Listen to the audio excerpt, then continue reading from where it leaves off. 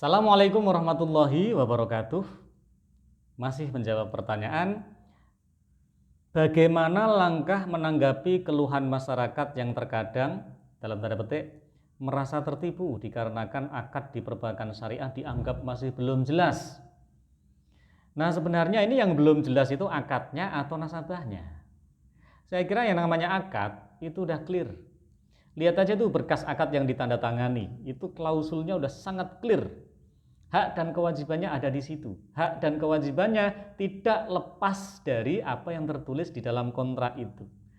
Makanya yang sering saya temui sebenarnya nasabah gagal paham ya. Misalnya dia menganggap pencairannya itulah jumlah total utang, padahal akadnya bilang pencairan itu wakalah atau harga pokok perolehan atau harga beli bank syariah dari developer, kemudian duitnya itu kan kita pakai untuk bayar, kita posisinya sebagai wakil. Nah, kemudian total utang kita adalah total yang cair itu ditambah dengan margin dagang.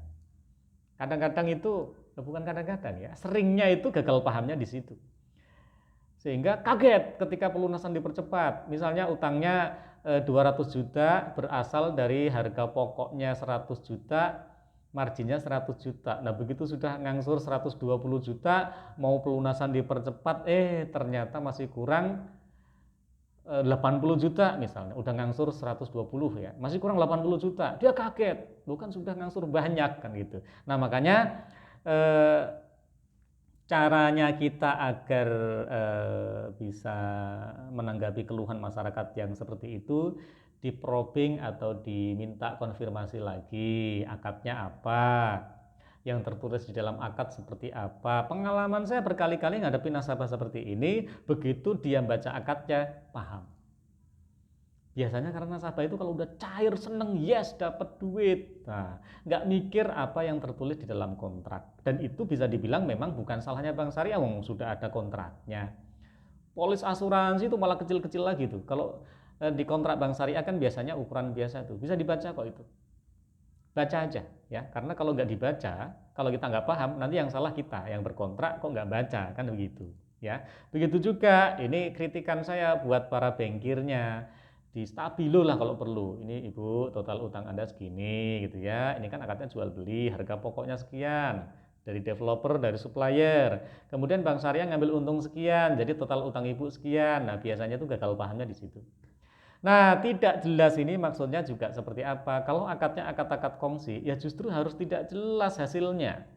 Dipastikan dari awal ya nggak masuk akal, kan begitu. Tapi kalau akadnya adalah akad jual beli, maka harus pasti dari awal, harus jelas ya dari awal. Nah, tergantung akadnya ya. Kalau akadnya harus jelas, nominalnya harus diperjelas. Kalau nominalnya harus tidak jelas dari awal, ya jangan diperjelas. Misalnya begini, akadnya adalah kongsi usaha. Duit belum diapa-apain, kok sudah berani menjanjikan hasil pasti sekian rupiah. Nah, ini berlagak jadi Tuhan. Memperjelas hal yang seharusnya tidak jelas.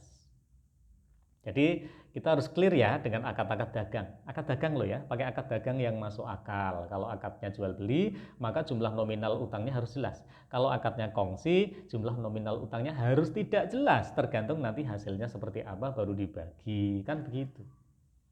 Tapi untuk case ini biasanya yang sering saya temui, nasabah itu merasa jumlah utangnya adalah yang cair, jumlah pinjemannya adalah yang cair, padahal akadnya bukan pinjeman.